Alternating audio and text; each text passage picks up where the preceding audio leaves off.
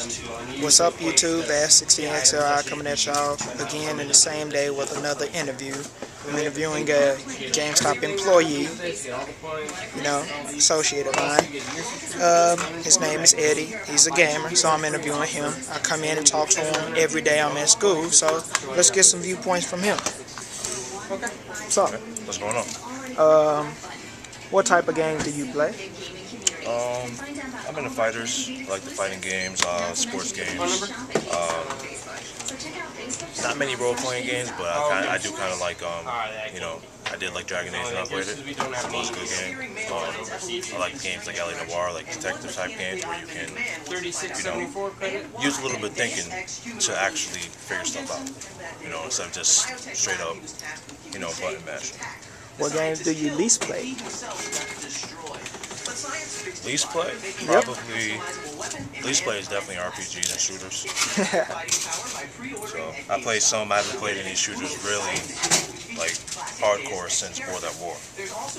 Yeah, you're not the crazy Call of Duty fans. No. Quick scoping everybody. No. What classic series do you enjoy playing the most? The most between MK and Street Fighter. Okay. If you had to pick one over the other, which one would it be? I'd pick Street Fighter just because of the past before the new one's out. That's out now. The past like 3 or 4 were kind of so-so. Street Fighter's always been solid, so I'd have to go with Street Fighter. Okay.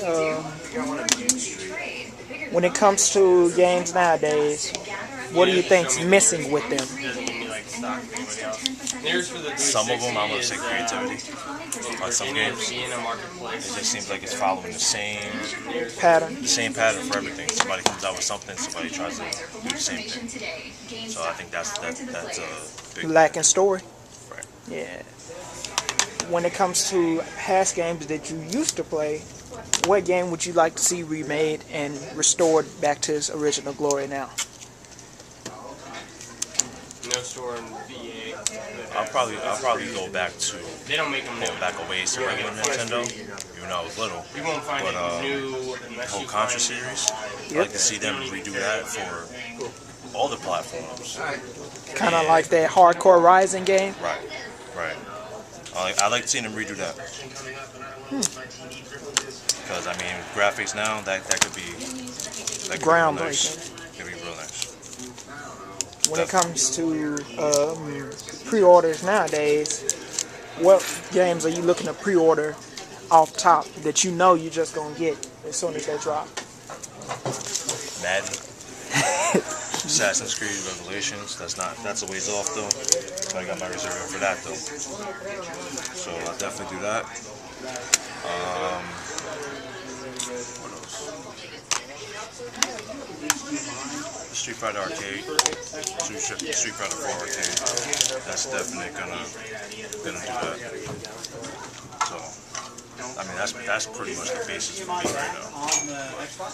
Cool. Let's see. When it comes to the whole online battling thing, how do you feel about it? Just like online games, like competitive gameplay. I like it. I like it to a certain point. I mean, I feel like some people just keep doing a lot of people just keep doing the same thing over and over again. Yep. Like what you call spam. But I mean, it's not too bad. Not too bad, but I like story in my game. Yeah. When it comes to DLC and how they release it nowadays, what's your take on that? Like how this game in your hand, Marvel vs. Capcom 3, how they did not satisfy fans by releasing DLC. And when they did release DLC, it was like a character piece for, what, 500? I mean, that game they kind of dropped the ball on. But for most games, it's pretty good because it keeps you playing the game for a while, as long as it's suitable DLC. Right. if they're adding levels, adding missions, it keeps you playing the game for a while until the next version comes out. Okay. Do you think it's a problem the way they could have put content on DLC? I mean, on the game instead of having a DLC?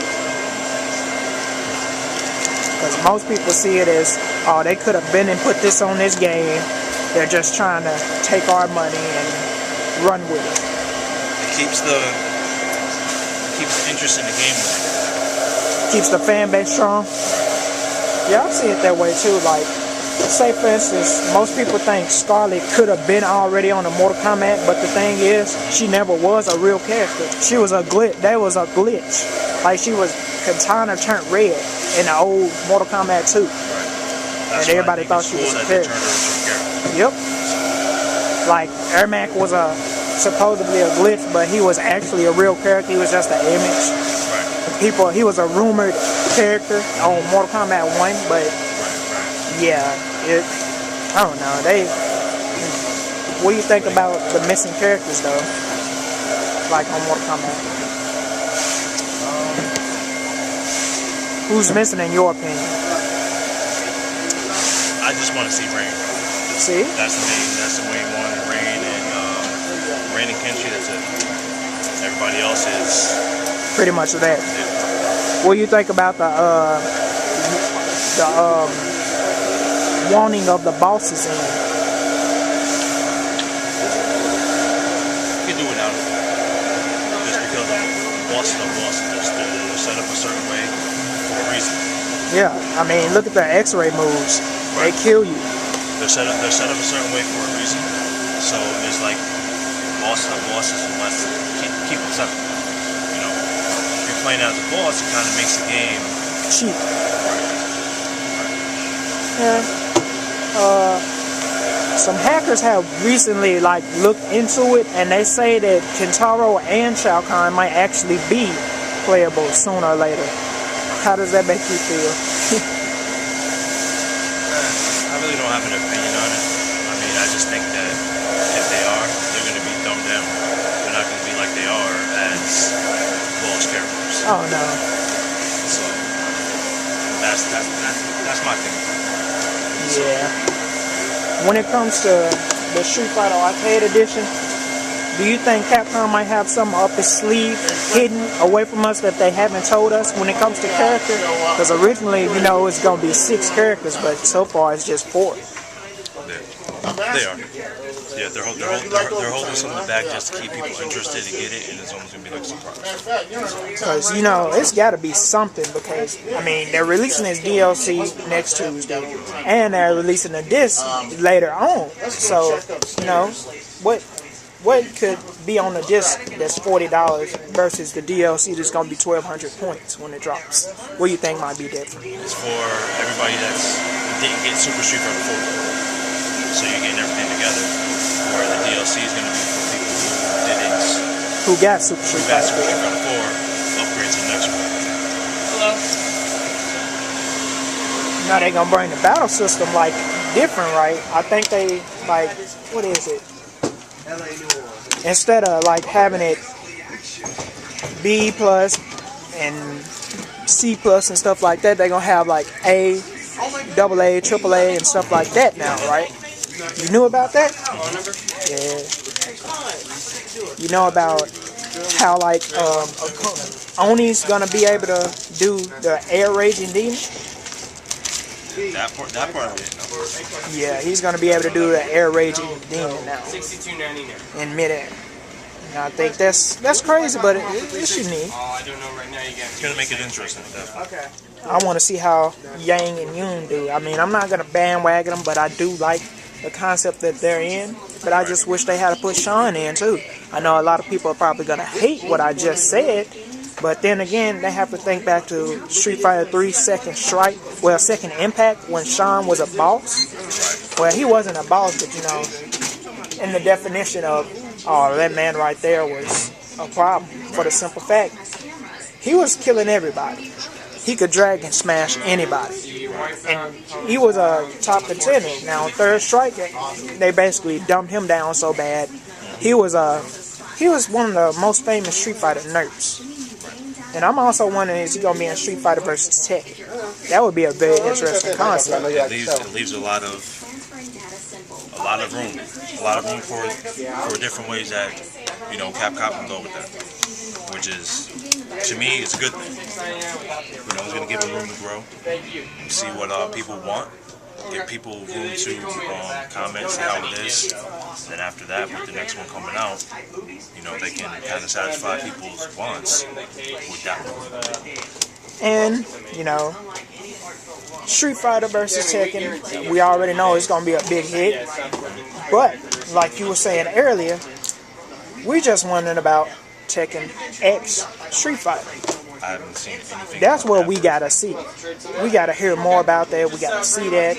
We really gotta see more about that, because that sounds pretty groundbreaking. We just need it to be made right. I haven't seen much about that one yet. I've only seen images. I've seen Bison's image. I've seen Ryu's image. I've seen Gao's image. That's all I've seen. So they might be keeping that one tight-lipped until it gets close. Because, I mean, most people think they're not going to release them around the same time. That might be true, but they won't be too far apart from each other either. I mean, they already said they're releasing 2 different versions. So,